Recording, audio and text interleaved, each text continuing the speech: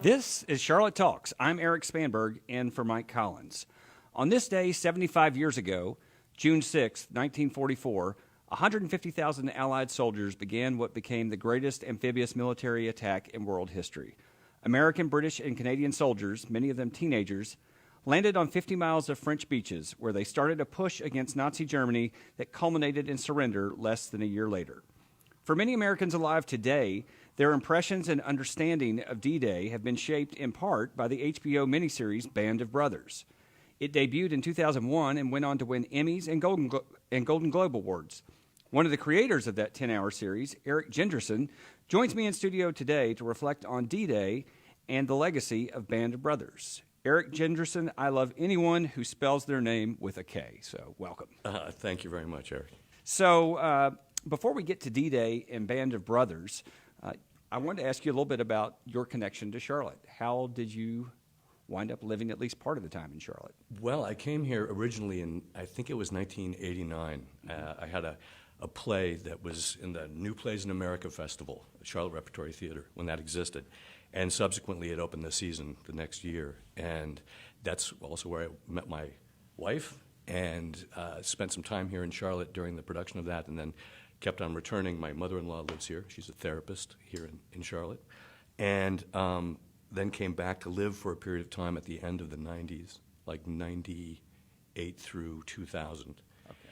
Left again and then came back about 3 years ago. Oh, okay. And my wife has got a private practice here alongside her mother, right alongside the Presbyterian Hospital. Nice. Well, welcome back.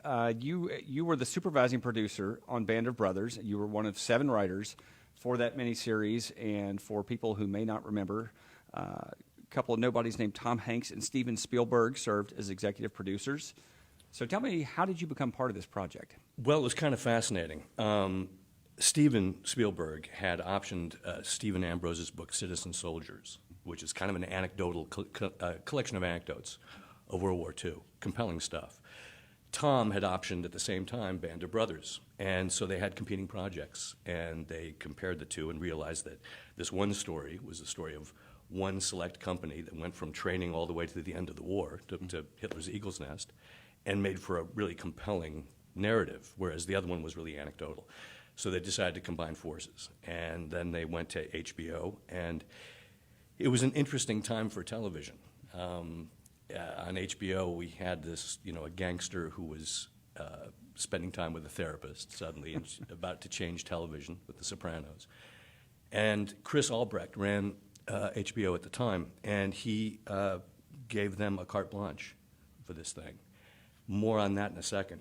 My involvement started soon thereafter. They were looking for somebody to be what's called a lead writer or a supervising producer, and to craft the Bible for the show, to figure out how it broke down into episodes, what the narrative was, to do all that deep background research. And Gary Getzman, Tom's partner, had read a screenplay of mine about Antoine de Saint-Exupéry, the author of The Little Prince, and they reached out to me. I was actually, that play that had premiered here in Charlotte, I had another play running in Philadelphia at the time, and they reached out to me. A producer from Playtone came out and met with me, talked to me about it. And then I went out and met with Tom, and we had both decided on the same sort of breakdown of actually 13 episodes initially. And I met with Stephen, and the next thing I knew, I was heading to Hershey, Pennsylvania to meet with Major Winters. Yeah, that's what I was going to ask you. You get this assignment, and part of what you were going to do, or what you needed to do, was to assemble the research and sort of distill the story, because it is a big, sprawling story.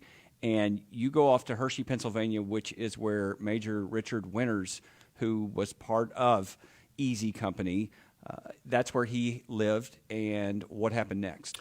Well, I flew out there. The first thing I did was, I read Stephen Ambrose's book, and I realized that there was a lot that was missing from the book. It was a fine, popular history, but it wasn't quite deep enough. And I spoke with Major Winters on the phone, and then flew out there. And my first meeting with him was remarkable.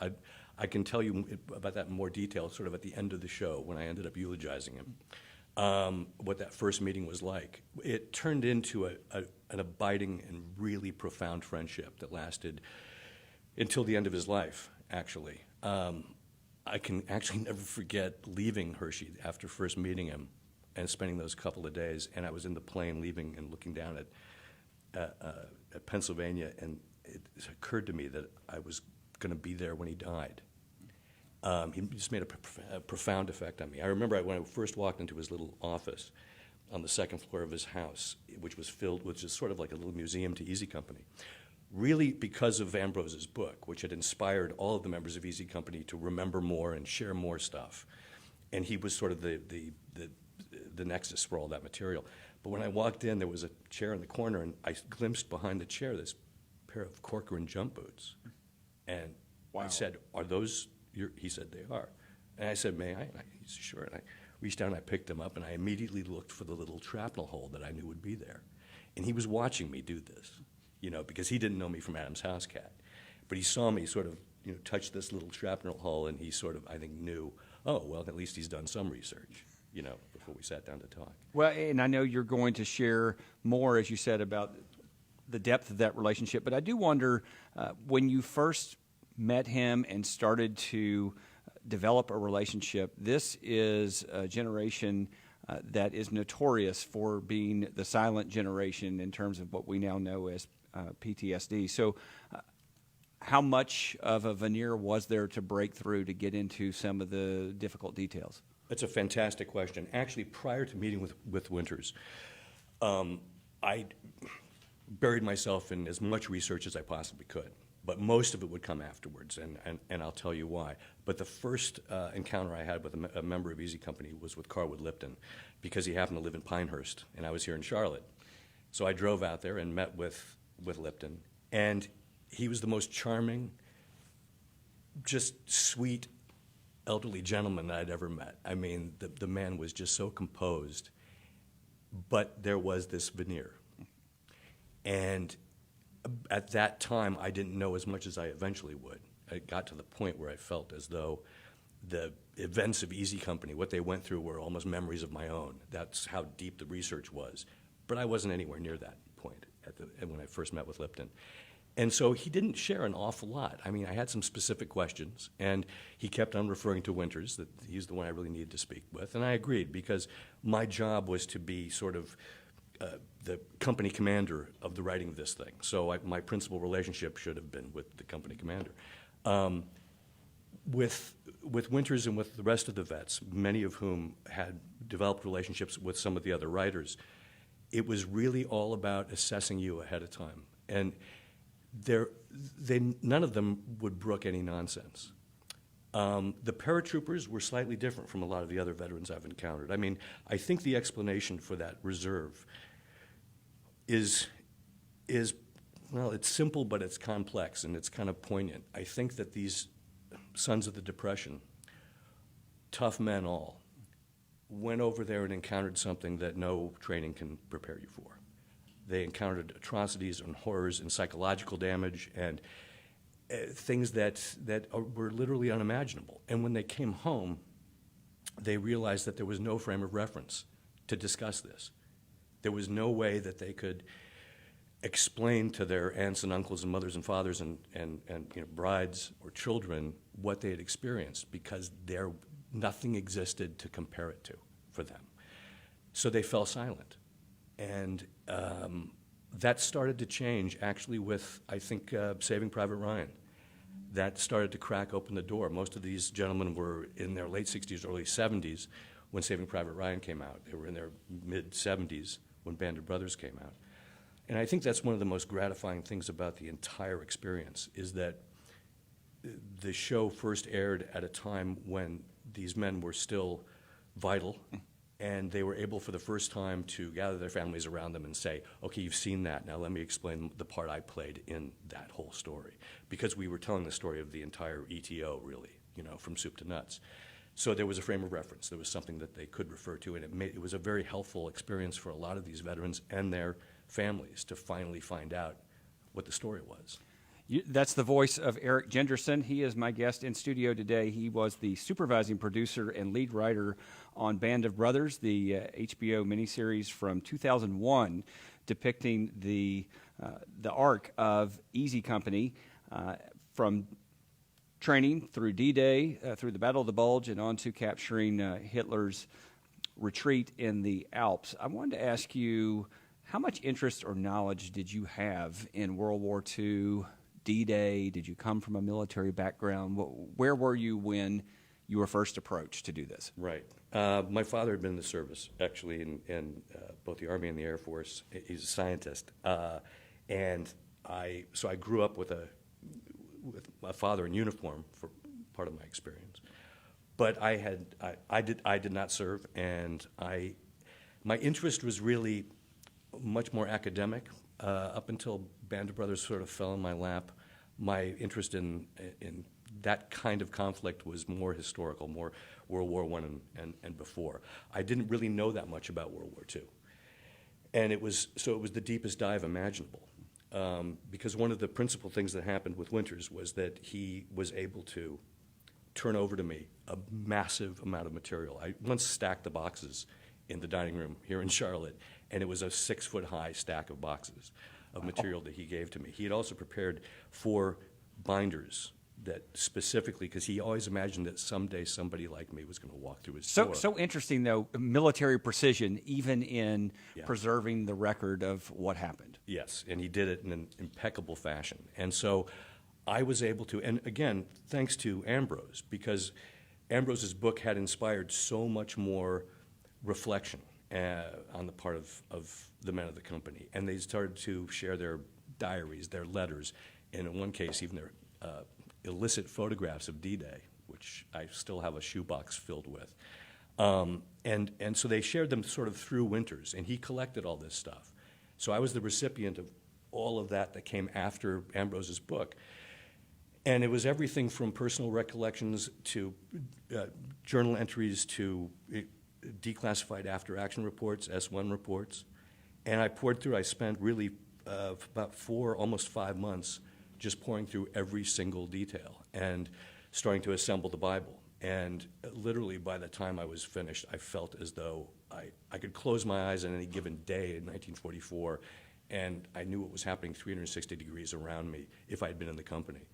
And so it was a compulsive dive, but it was also inspired by a really deep and abiding need that everybody involved in this project had to serve the memory of these guys, to serve their experience, to not do something that Hollywood is notorious for, to take a story and say, well, narratively it's more convenient if we change this. We weren't going to change anything.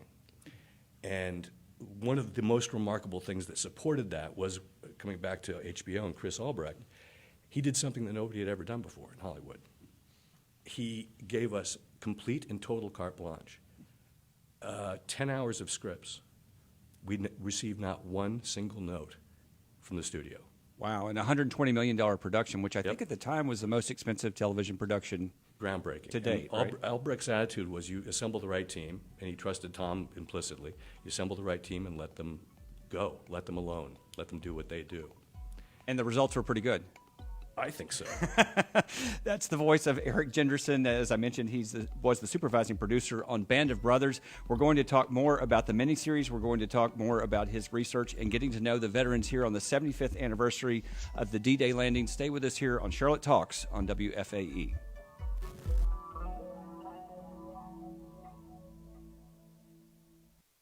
Support for Charlotte Talks comes from WFAE members and First Citizens Digital Banking, now with Manage My Money, helping people understand what their money is doing for them and how they can do more with their money. More at firstcitizens.com. Member FDIC.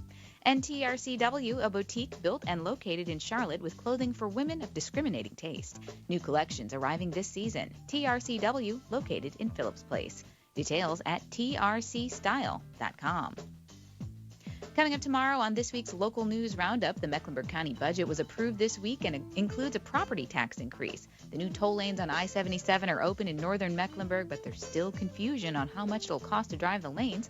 Money for affordable housing in Charlotte got a major boost this week to the tune of $20 million, and the Panthers were officially welcomed by the city of Rock Hill, South Carolina. Guest host Erik Spanberg and a panel of local journalists will have those stories and more on the Charlotte Talks Local News Roundup tomorrow at 9 on 90.7 WFAE. At least 7 migrant children have died in U.S. custody since last year. The new acting director of Immigration and Customs Enforcement says his priority is to stop illegal border crossings, and he's focused on deporting families who've done so. Will that and the president's tariffs be enough to address the crisis at the border? Immigration and inaction. Next time on 1A.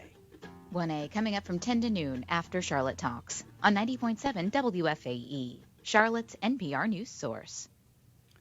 Back on Charlotte Talks, I'm Erik Spanberg in for Mike Collins, and my guest today is Erik Jendresen, who was a writer and supervising producer on the 2001 HBO miniseries Band of Brothers. Today is the 75th anniversary of the D-Day landing, a daring military attack led by Dwight Eisenhower that tilted the war in favor of the Allies.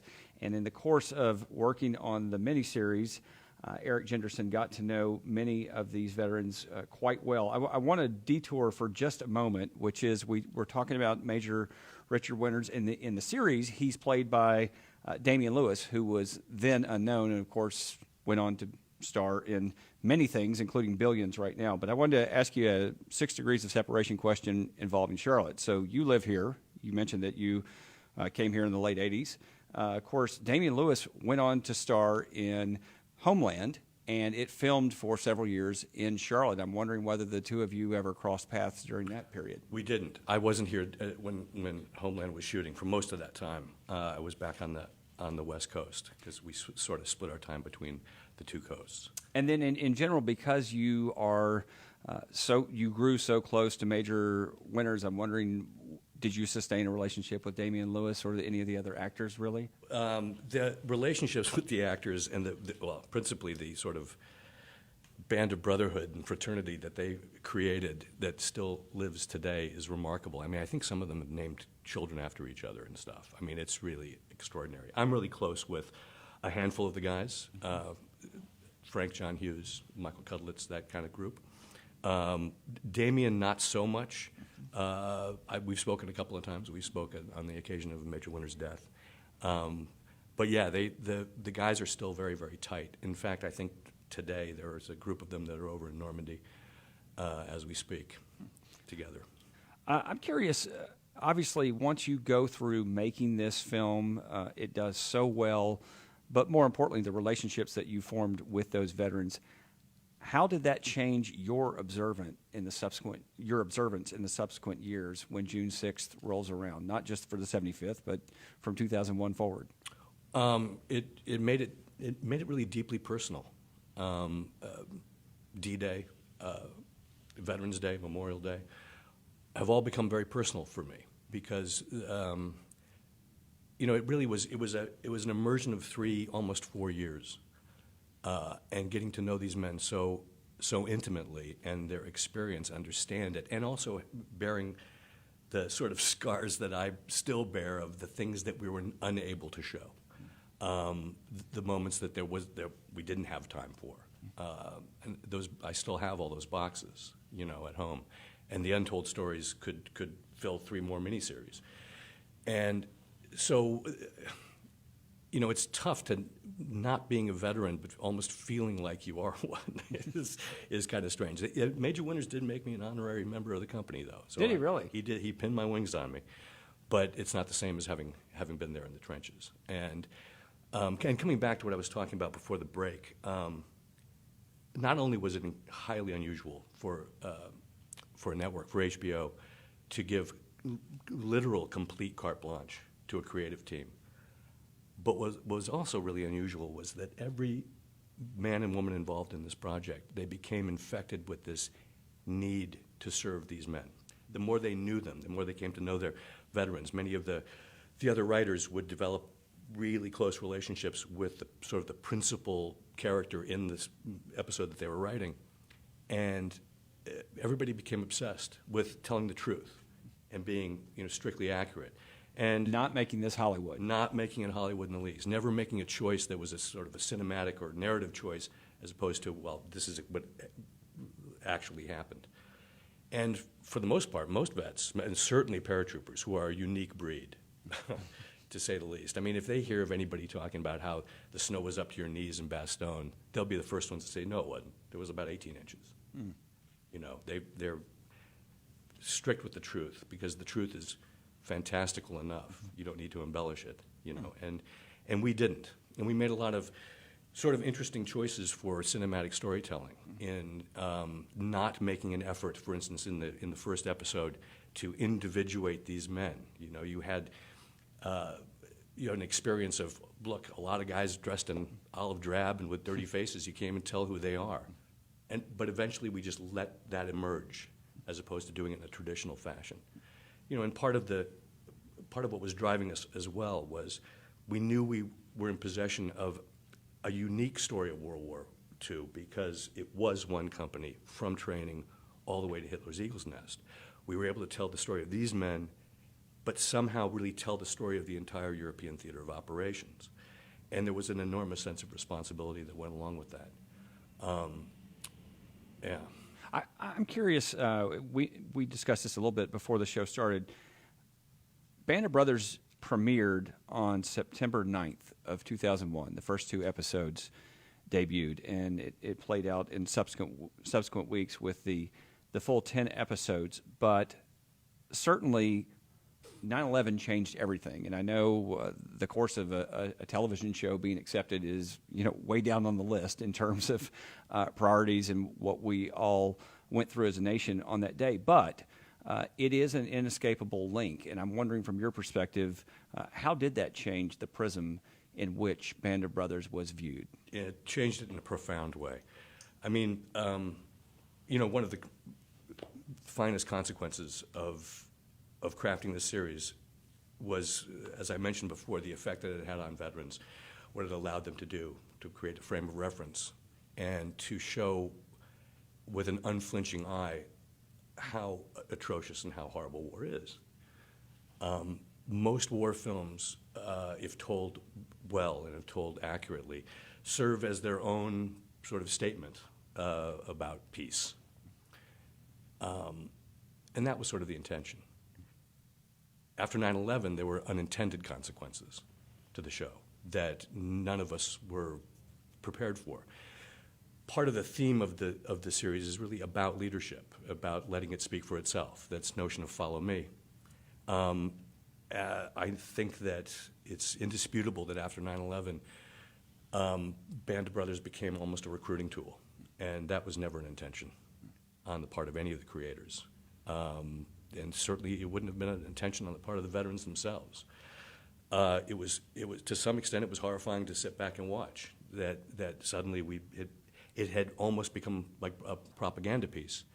On the other hand, there's hardly a vet of Iraq or Afghanistan that I've ever spoken to who hasn't told me, you know, that was the go-to show over there. That in their outposts they would watch that every night, and it was inspirational. And they found there was a lot of learning and comfort that they took from it. But the best way I can explain it is by sharing an anecdote of Frank John Hughes that he told me. He played Sergeant Garnier in the series, and in the few years after the premiere, a small group of the actors would make these goodwill tours of hospitals, of VA hospitals, and they were in Fort Hood. And Frank was walking along this aisle of beds, and he was walking up to this one young man who he knew was anxious to speak to him, and he walked up to his bedside, and he looked down, and the kid was about 18 years old, and he was a triple amputee. And the kid had tears in his eyes and a huge grin on his face, and he just looked up at Frank and said, "Frank John Hughes, Sergeant Garnier, oh my God, you're the reason I joined up." Wow. And Frank, who happens to be a Buddhist, is an actor standing bedside looking at this young man and saying, you know, it's like the Alec Guinness moment in Bridge in the River Kwai. What have I done? So yes, there were a lot of consequences, some of them really unintentional. I also recall a remarkable sort of political or editorial cartoon in the New York Times. I think it was on September 14th, possibly, using our horizon of men standing on a horizon in the same attitudes, but they were all first responders and firemen, and it just simply said Band of Brothers underneath it. So it became complicated. We premiered on September 9th, and so it was just 2 days later. I want to ask you a little bit about putting this together. You covered some of the research, working with major winners and other veterans. There's the other aspect of this, though, which is first you start with the scope of D-Day itself. You've got, 5,000 ships. You've got 11,000 airplanes. You have 150,000 men. You have all these casualties.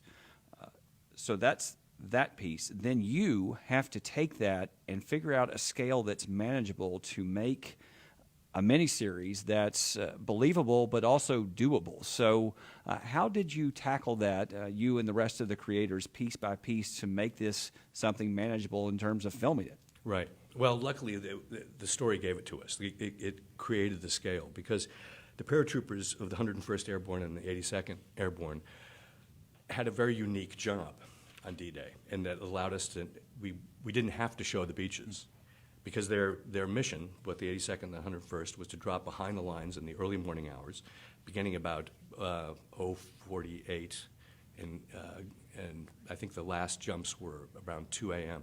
that morning. Drop behind enemy lines and secure the causeways leading off the beaches. And so their experience was far enough away from the beaches and the main assault force, and there were 13,000 paratroopers, essentially, and these two regiments.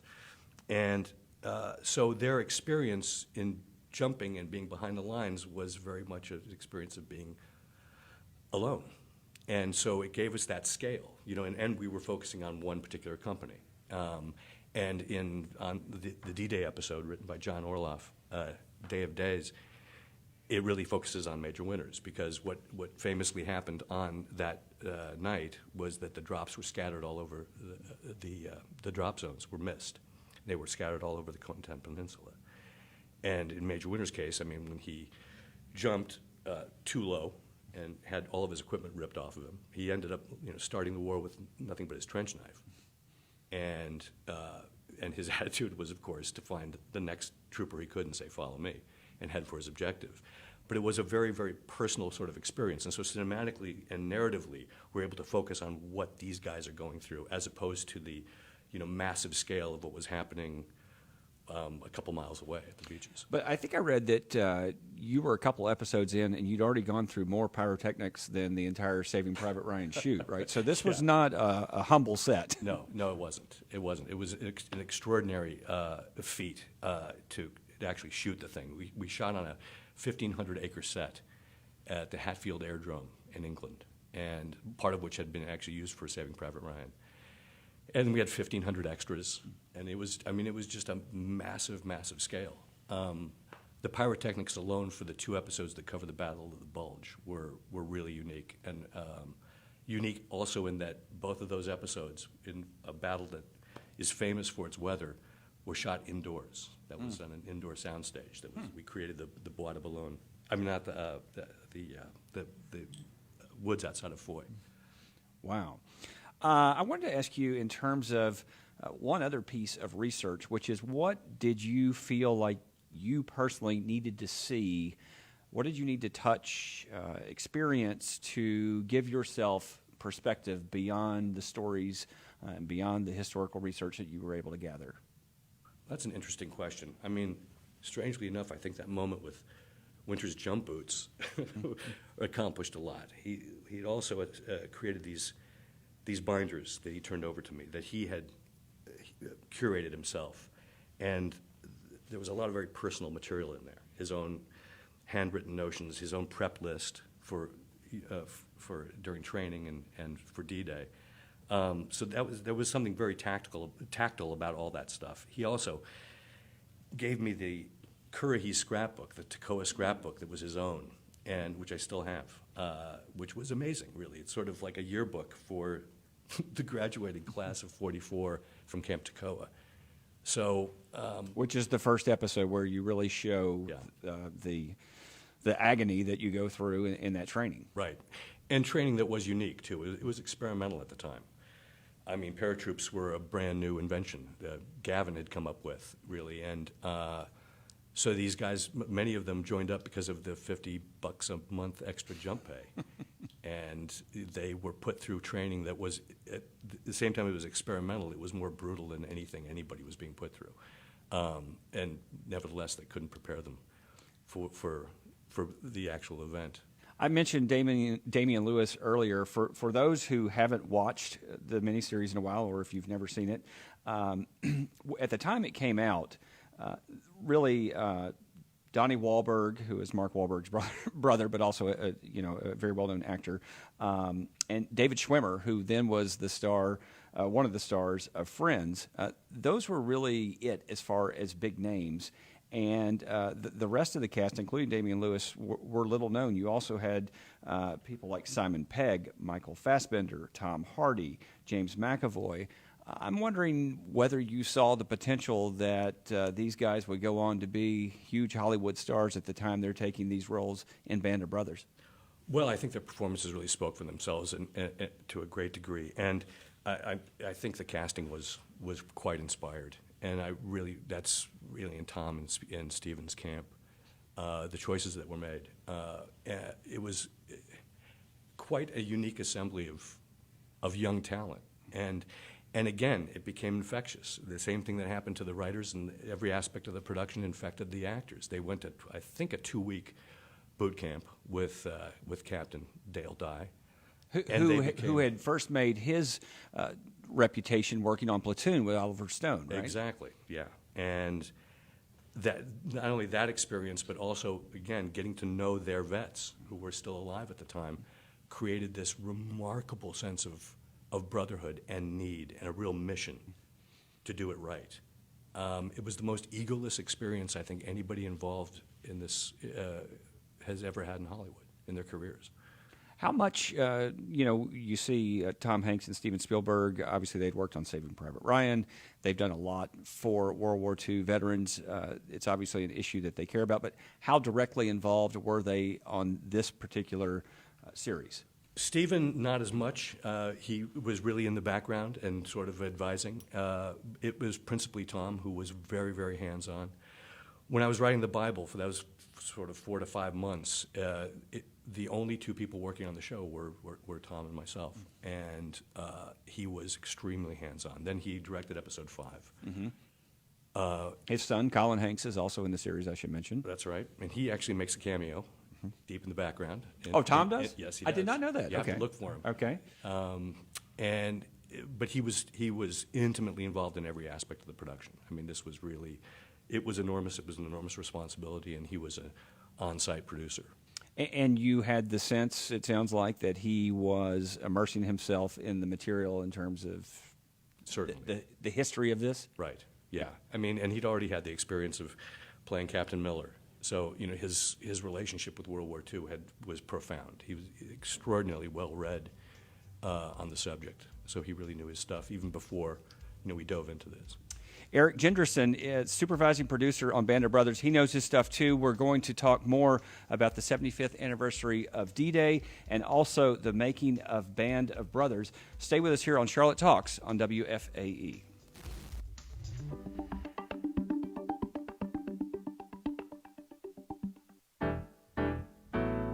Support for Charlotte Talks comes from WFAE members and Carolina Asthma and Allergy Center, serving the Charlotte area since 1952 with 13 locations, including the center's newest office in Hickory. Breathe, live, thrive. CarolinaAsthma.com. And Duke Energy, dedicated to generating more than half the electricity in the Carolinas with zero carbon emissions. Facts about lower emissions at duke-energy.com/getmorefacts. Coming up next on 1A, the latest on the Trump administration's immigration policy. Just under a year after backlash to the Trump administration's zero-tolerance policy of separating families at the border caused the president to reverse course, conditions remain dire for migrants entering the U.S. How are migrants being treated? Will Congress take action to address the situation? Joshua Johnson and his guests bring you the latest from the border next on 1A in 20 minutes at 10, here on 90.7 WFAE.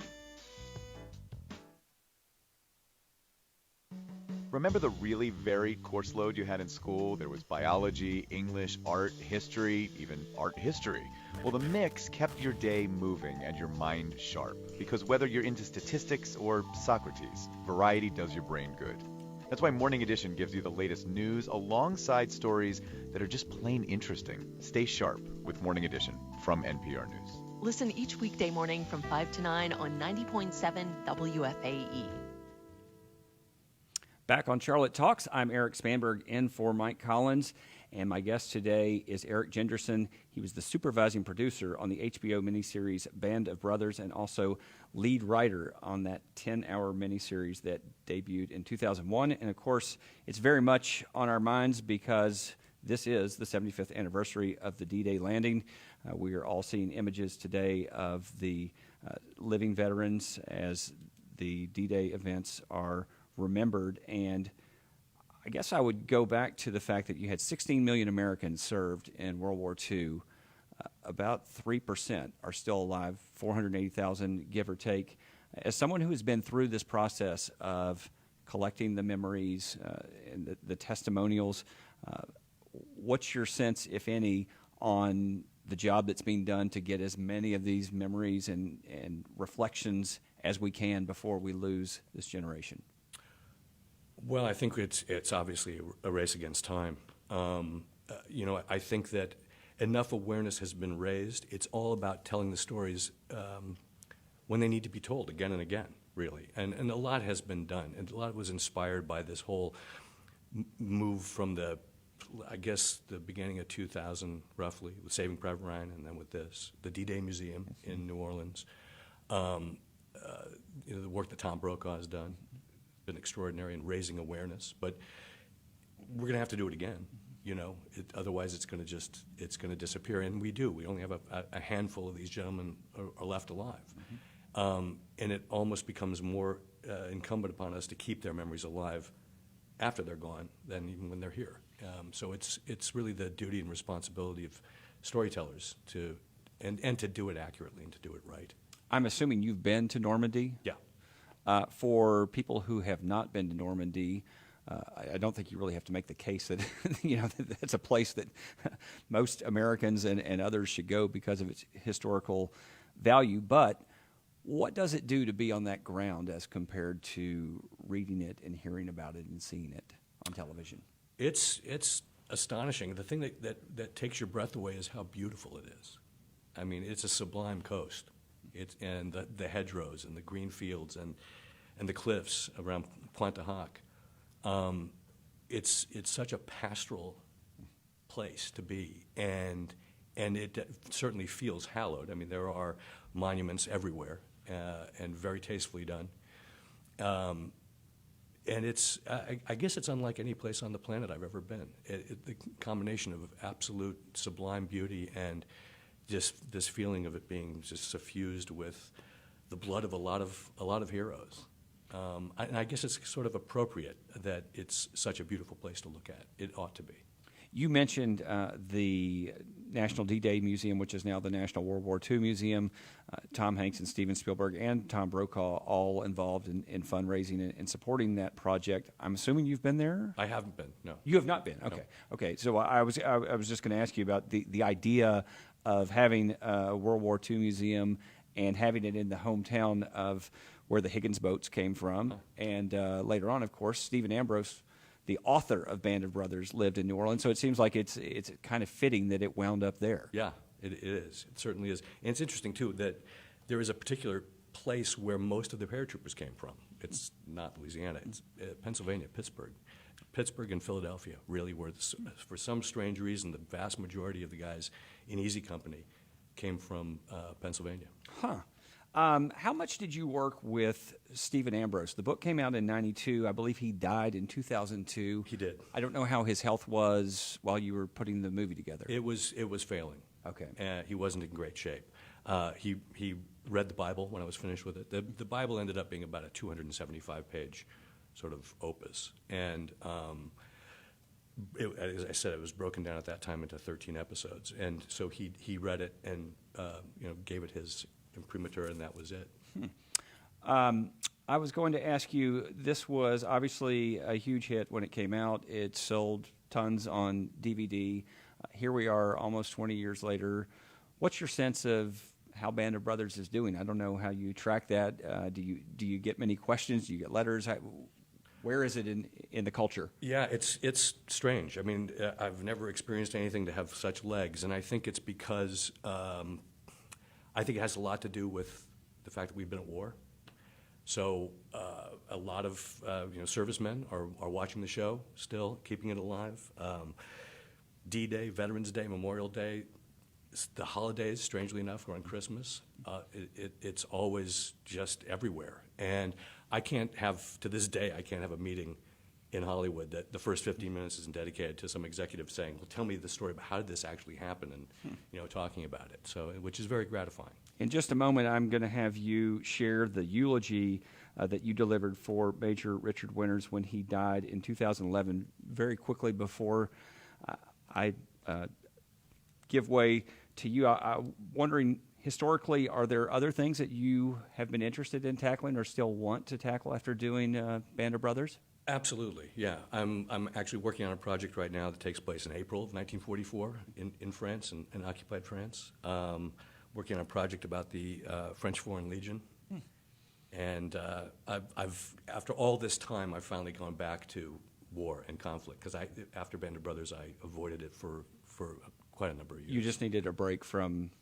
Yeah, I just wanted to breathe. Yeah. And if you're going to write about war, you have to have a reason to, because anybody can write a story about war, but there needs to be a deeper story that's sort of embedded in any particular tale that you choose to tell, I think.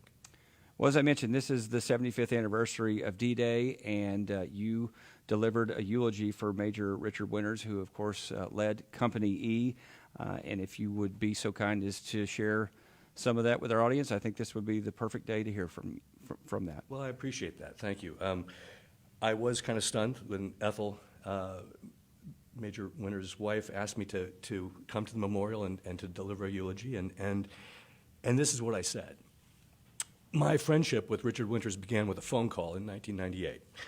Enthusiastically, I explained that my name was Erik Jendresen, and that I was working with Tom Hanks to write and produce Band of Brothers, that my specific task at this early stage was to collect all of the materials and to conduct person-to-person interviews necessary to do this thing right, that Tom and Steven Spielberg and I, as at that point their lieutenant, were setting a bar at an almost unrealistic height, that HBO had given us an unprecedented carte blanche, and that our intention was to make a miniseries unlike any yet produced, to dramatize what happened in the European theater of operations as it had never been seen, and most importantly, at every step of the way, to measure our work against the truth and serve the experiences of the men of Easy Company of the 506th Regiment of the 101st Airborne. That I had already spent an afternoon with Carwood Lipton, but I was most anxious to establish a relationship with the commanding officer of Easy Company and then commence the writing of what's called a Bible for the entire series, and that I was poised to jump on a plane and come to Hershey at his earliest convenience. I see, he said. How do I know you are who you say you are? And so, from the first moment of our meeting, with his first words after hello, he had me thinking on my feet. I did go to Hershey. I did pass a gauntlet of tests from both Ethel and Winters. For the length, breadth, and scope of our relationship, which would evolve into one of the closest and most profound friendships of my experience, I could never find the wherewithal to call him Dick. And he never once called me Eric. From that first day in his GHQ, his office at the top of the stairs, it was always Jendersen and Winters. His first order of business, after I'd taken a seat in a comfortable chair in the corner, behind which he'd stashed the cork-rimmed jump boots that he'd worn from Toccoa, Georgia to Hitler's Eagle's Nest. His first order of business was to slide across his desk a letter from Shifty Power's daughter regarding one of the few mistakes that Mr. Ambrose had made in his book, but which had cost Shifty a lot of grief and some amount of anguish. Winters' first order of business in discussing what would be a 10-hour miniseries about the men he commanded was to make sure that an accidental wrong was righted. I think it was another test. He watched me closely as I read that letter, and later that afternoon he gifted me with 5 carefully bound binders containing all of his notes, thoughts, and personal papers and memories of his experience in World War II. There was even a frank note taped to an otherwise blank page. It was one that he'd carried with him from England to Germany. And there was more. The publication of Stephen Ambrose's Band of Brothers had acted as a catalyst and inspired the men of Easy Company to reconnect, re-remember, and share even more of their memories with each other.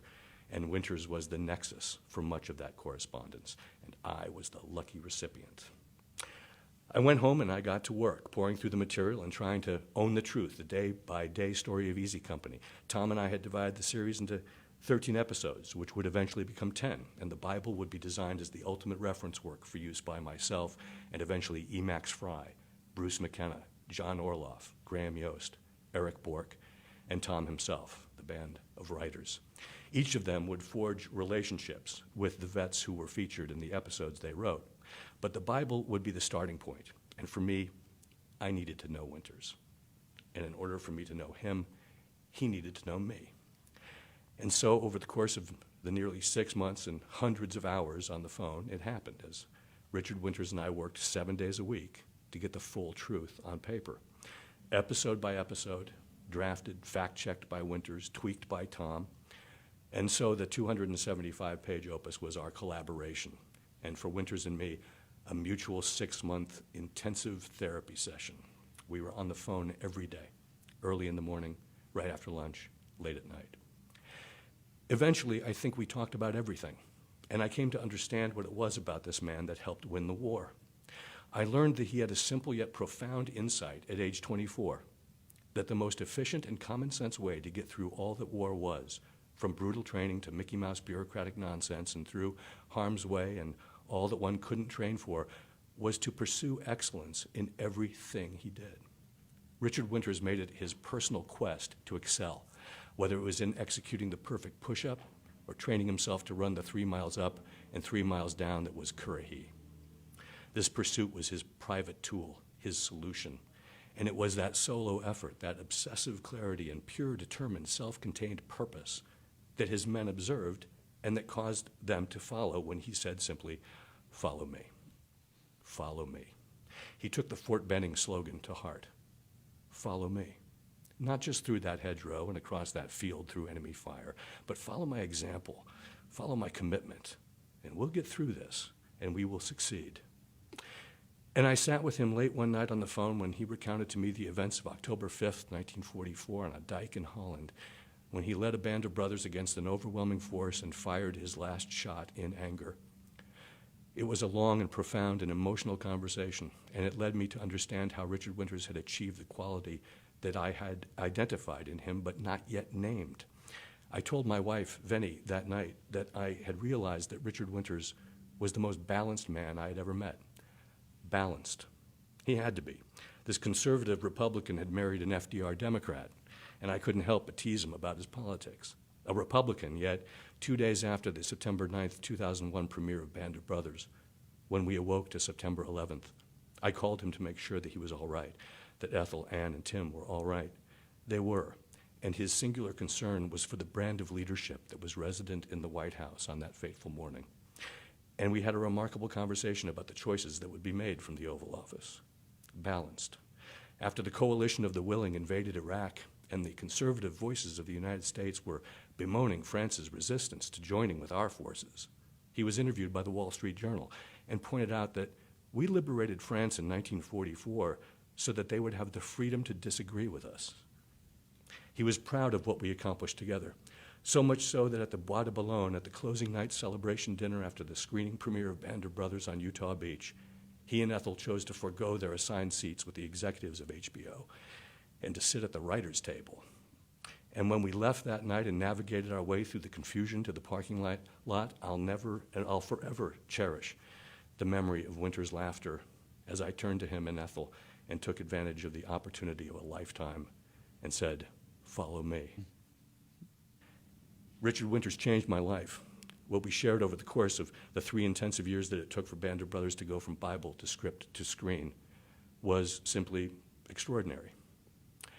And I will never forget, can never forget, the one constant, the single detail, the 3 words that I remember when I think of him.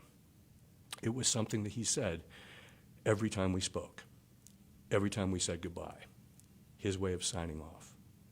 After every phone call, every fact-checking, soul-searching, put-the-men-first session that we had, "I'll talk to you in the morning," I'd say. "Call you around noon. I'll give you a ring and read to you what I've got. Talk to you tomorrow." His reply was always the same: "I'll be here." Coming from Richard Winters, they were the most reassuring and comforting words any American could want to hear. I'll be here. And he will be. He'll be here. The spirit of Richard Winters and all for which he stood, shoulder to shoulder with the spirits of his brothers in arms, will be here among us who remember him, and God willing, here in this country for as long as we remember all of them.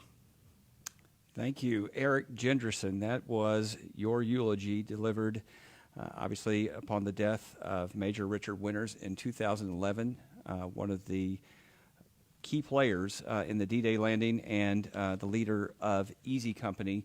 As we have these final moments, I'm just curious when you got kind of the thumbs up from him that you had gotten the story right. Actually, it was all along the process. I mean, I would never really finish an episode without getting that thumbs up. And then it was, I guess, the night of the Emmys. I think when he finally accepted the Emmy for the show, I think that was that final moment, that salute.